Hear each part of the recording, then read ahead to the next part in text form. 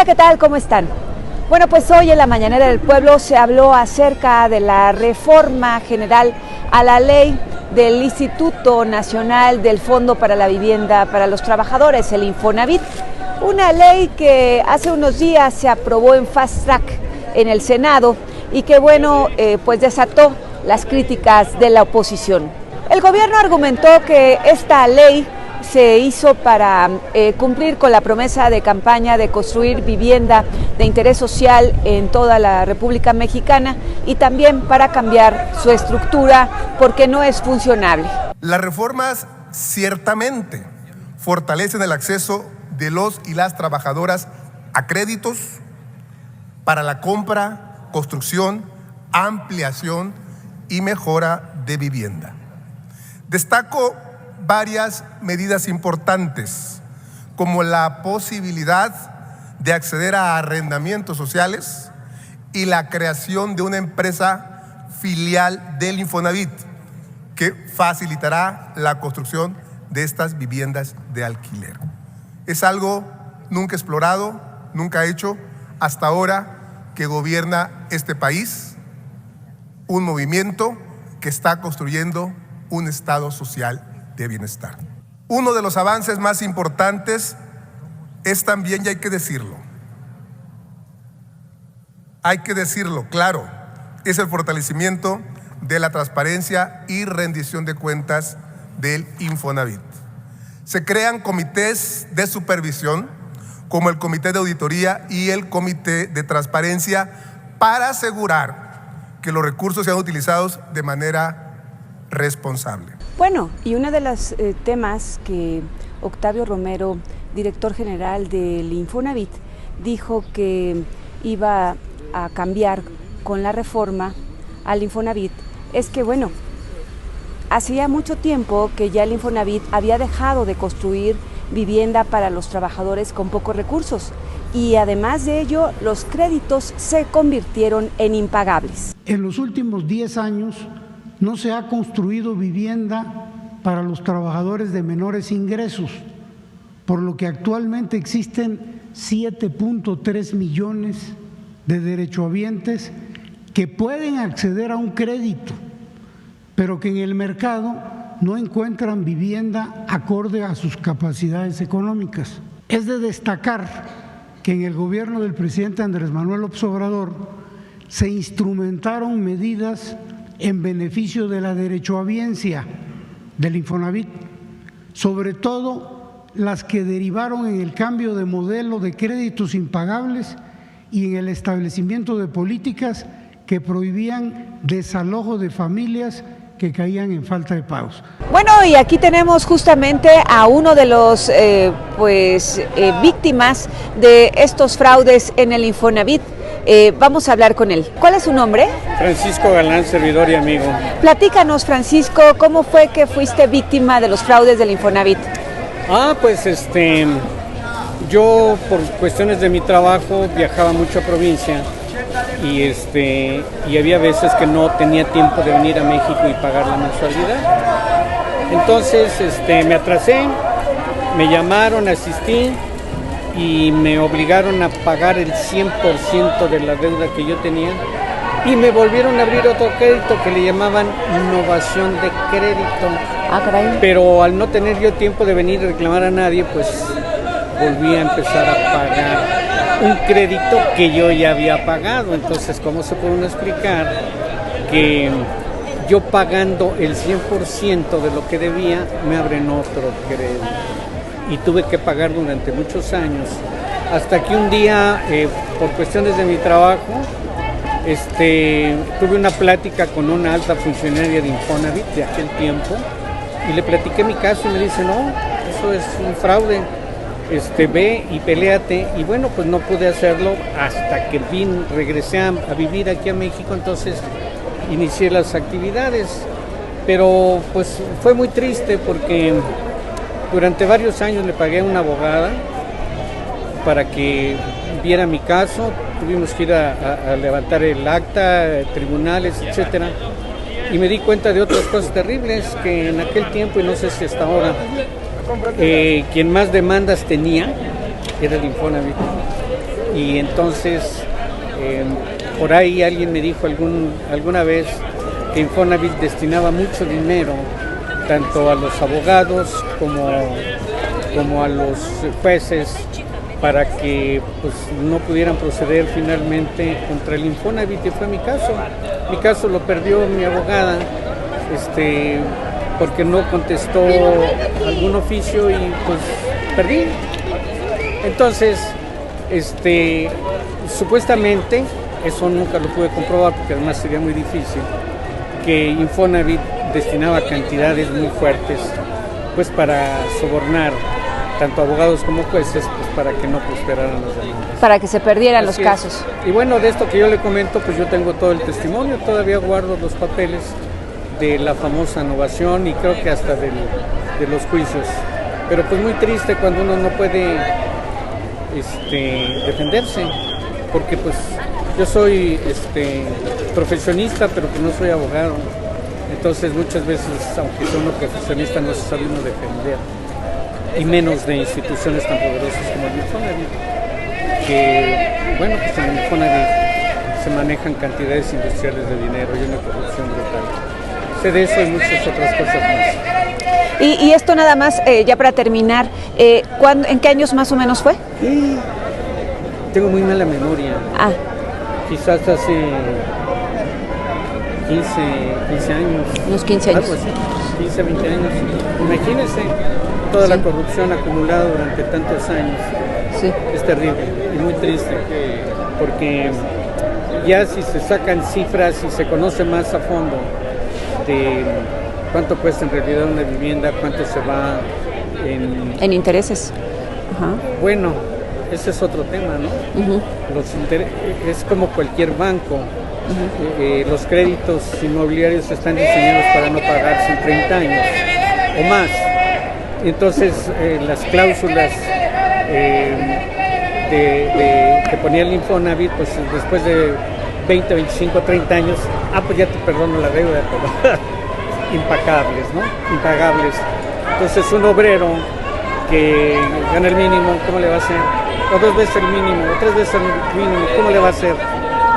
Es terrible, y ha sido terrible siempre. Gracias. Otra de las circunstancias que modificaron los créditos, bueno, fueron los incrementos al salario. Con los incrementos al salario también pues los créditos se modificaron. El incremento del salario mínimo que de manera histórica se impulsó en la administración pasada, también jugaron a favor de los trabajadores, pues los recursos del Fondo de Vivienda aumentaron más de 5 veces, al pasar de 140,000 millones en 2018 a cerca de 800,000 millones al cierre de la administración del presidente López Obrador, al cierre de este año. Por la configuración corporativa que tiene el Infonavit en la actualidad, la presidenta de la República planteó una reforma legal que equiparará la gobernabilidad del Infonavit con la del IMSS, manteniendo el sello tripartita que distingue a ambas instituciones. Y ante las críticas de la oposición de que, bueno, pues esta reforma no va a favorecer a los trabajadores, Octavio Romero dijo que al contrario, que esta reforma a la Ley General del Infonavit pues va a beneficiar la construcción de viviendas, uno de los planes más ambiciosos del sexenio de la presidenta Claudia Sheinbaum en todo el país. La reforma contempla, entre otras cosas, lo siguiente: un sistema de vivienda con orientación social que se amplía en 3 vertientes: crédito barato y suficiente para que tengan acceso a vivienda derechohabientes que ganan menos de 2 salarios mínimos. El desarrollo de vivienda, es decir, el Infonavit va a tener la posibilidad de comprar terrenos, recibirlos en donación y construir vivienda. Y el arrendamiento social con opción a compra.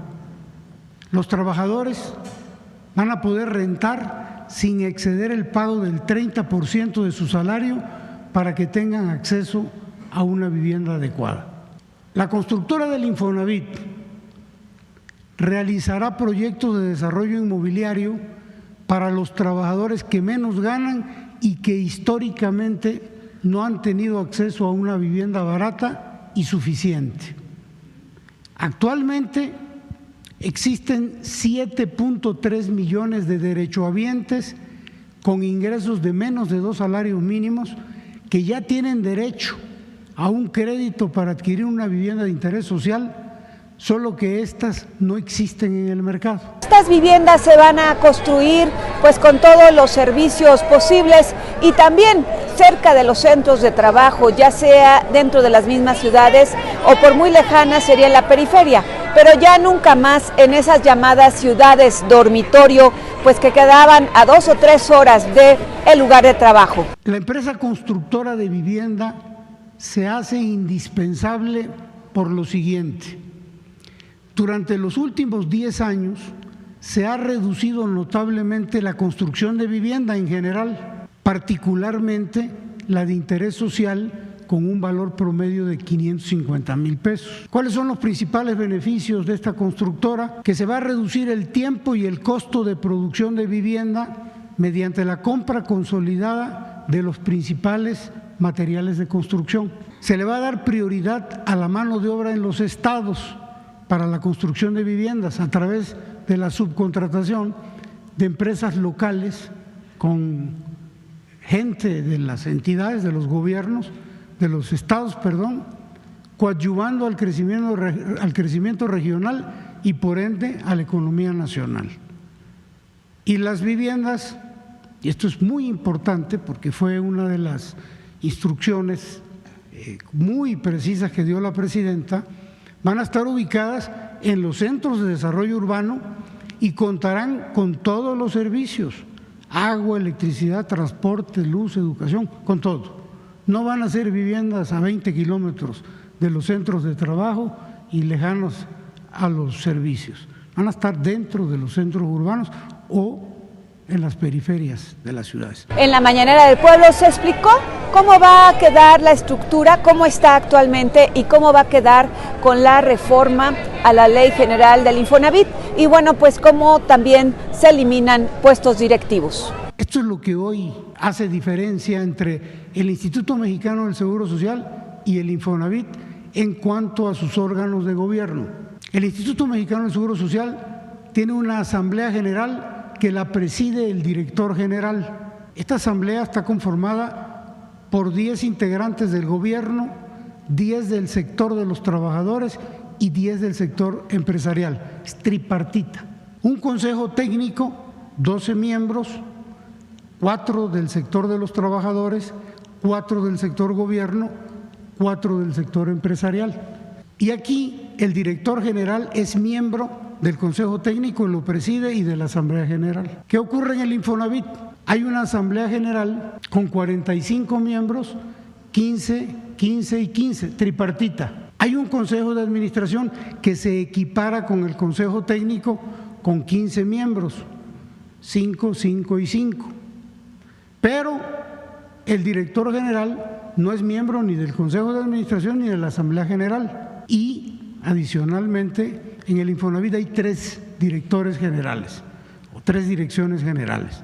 La del Infonavit, que es la que opera, y la dirección sectorial y empresarial y la dirección sectorial de trabajadores. Estas 2 no tienen funciones sustantivas ni tienen responsabilidad.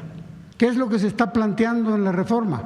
Homologar los órganos de gobierno de manera tal que en el Infonavit ahora haya, igual que en el IMSS, 30 miembros, 10, no se pierde su característica tripartita. El cambio es que el director general ahora ya es miembro, o sería, a partir de la autorización de esta reforma, integrante del Consejo de Administración y de la Asamblea General.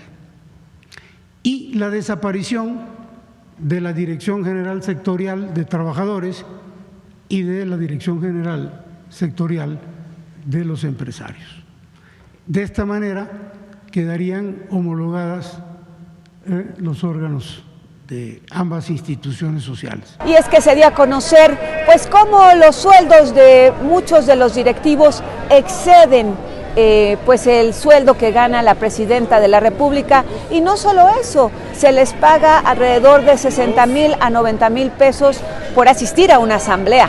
Se eliminan las direcciones sectoriales de trabajadores y empresarial que no tienen funciones sustantivas ni responsabilidades, pero sí tienen prerrogativas y percepciones económicas muy por encima del sueldo de la presidenta de la República. Sí, no tienen responsabilidades, no tienen funciones, pero ganan más que la presidenta de la República. Y se termina con el esquema, y esto es importante, del pago por asistencia a sesiones de la Asamblea, del Consejo, de los comités y de las comisiones, de los integrantes de los sectores. Cada uno de los integrantes que asiste a una asamblea, a un consejo, a un comité, a una comisión, cobra por asistencia entre 60 y 90,000 pesos por cada sesión.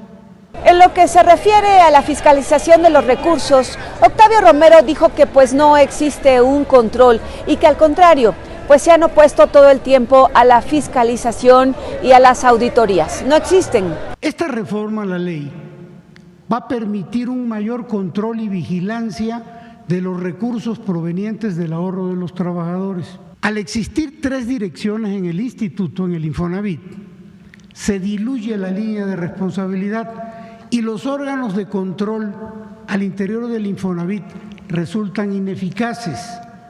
Solo se realizan observaciones administrativas irrelevantes y no se atacan los verdaderos actos de corrupción que se han venido dando. Con la reforma no solo va a existir una responsabilidad directa, trazable y transparente en el manejo de los recursos, sino que permitirá, como hoy no sucede, la fiscalización por parte de la Auditoría Superior de la Federación. Octavio Romero dio una serie de ejemplos de corrupción que se han detectado, como la indemnización a una empresa por 5,000 millones de pesos, pues una empresa que incumplió un contrato, en donde estaban involucrados directivos del Infonavit, o la detección de una red integrada por notarios, valuadores y personal del instituto involucrados en un modus operandi para vender una misma casa en varias ocasiones. Existe una red delictiva donde intervienen trabajadores del Infonavit, notarios, despachos y peritos valuadores que se han coludido a fin de otorgar múltiples créditos sobre una misma vivienda. Con la revisión que llevamos al día de hoy, que no incluye 11 estados del país, se han detectado 12,000 créditos sobre 1,400 viviendas, lo que significa que estas se vendieron hasta 4 veces cada una por año. Todo lo anterior, y ojo porque esto es importante, sin que la Comisión de Vigilancia o el Comité de Auditoría tomaran acciones en contra de los responsables. Este mecanismo delictivo es empleado para estafar a los trabajadores, cobrándoles hasta el 40% de sus ahorros para vivienda, que hasta el momento de la revisión, que no hemos concluido, asciende a más de 1,200 millones de pesos. Los estados que tienen color más oscuro es donde más operaciones de este tipo se han llevado a cabo. Aquí estamos hablando del Estado de México, Tlaxcala, Jalisco. En el Estado de México, 496 casas se vendieron 4,130 veces. En el Estado de México, 3 notarios con 2 despachos de evaluación, con 3 peritos evaluadores, con 3 controladores y 6 trabajadores del Infonavit, vendieron 496 casas 4,130 veces. En el Estado de México hay 2 notarios que en esta red resultan relevantes, porque este notario, el notario 1, 240 casas las vendió casi 1,600 veces. El notario 2, también del Estado de México, 158 casas, 937 veces. Y bueno, pues no hay que olvidar que esta reforma ha sido muy criticada, como ya les decía, por la oposición, porque al tener más injerencia el gobierno, pues no solo tiene injerencia en el control del instituto, también tiene control en los recursos de los trabajadores, lo que dice la oposición que pondría en peligro pues estos recursos de los trabajadores. Habrá que ver si esto es así. Por lo pronto, esto es lo que dice la oposición. Nosotros votamos a favor de la reforma constitucional porque estamos a favor de que se construyan 2 millones de viviendas y que haya viviendas en renta y que la renta que paguen los trabajadores se abone al capital y al final sirva para que adquieran la vivienda. Por eso votamos a favor de la reforma constitucional. Pero hoy vamos a votar en contra porque esta legislación es un atraco. Eso es lo que hoy se está votando. No se atreven a desmentir lo fundamental. El artículo 42 establece que el gobierno, su gobierno, va a disponer, esa es la palabra que usa, del dinero de los trabajadores. Y bueno, pues en la Mañanera del Pueblo se generaron inmediatamente muchísimas preguntas por parte de los periodistas, como por ejemplo, ¿qué va a pasar con los directores implicados en estos casos de corrupción del Infonavit? ¿Se les perseguirá? ¿Irán a la cárcel? ¿O qué pasará con los notarios involucrados, los abogados involucrados en toda esta farsa, en cobrar los créditos una y otra vez? Y bueno, ¿qué va a decir ante estas declaraciones la patronal? ¿Qué van a decir los sindicatos?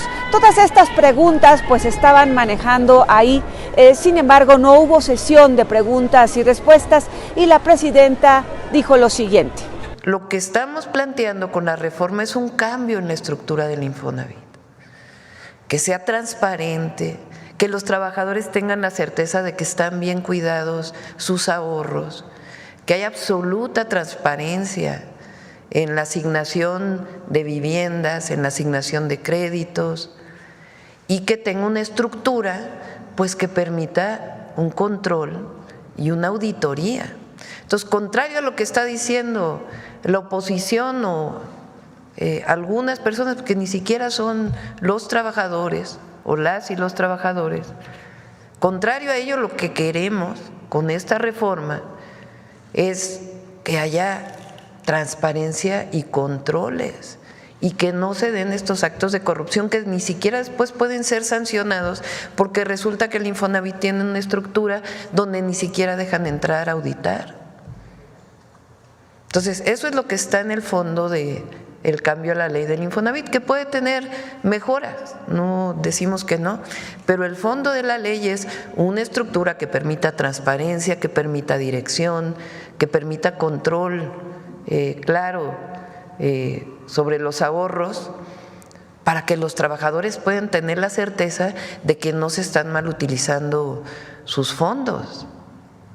Control en el sentido de control público, pues, de transparencia. Entonces, eso más aparte que se puedan construir viviendas de interés social y que no solamente el Infonavit sea un fondo de ahorro que distribuye recursos a desarrolladores inmobiliarios, sino que sea un fondo de ahorro que permita pues que los trabajadores puedan tener vivienda, que al final ese es el objetivo central del Infonavit, el derecho a la vivienda. Bueno, pues así las cosas, ya vimos cómo son o fueron o han sido los fraudes en el Infonavit, cómo pues grupos de poder, redes de corrupción, pues ganaron muchísimos millones a través de los beneficios de los trabajadores que en algunos casos sí se enteraron que estaban pagando doblemente su crédito, como el señor Galán, u otros que ni siquiera se enteraron, como por ejemplo, pues aquel crédito aquella casa que se vendió 800 veces, y bueno, pues así muchos de los fraudes. Pero habrá que ver qué va a pasar después de que se ha dado a conocer toda esta información, si realmente habrá responsables, si habrá realmente pues situaciones contundentes o solo será dejar pasar una vez más. Soy Berta Alicia Galindo, esto es La Mañanera del Pueblo. Nos vemos en la próxima entrega.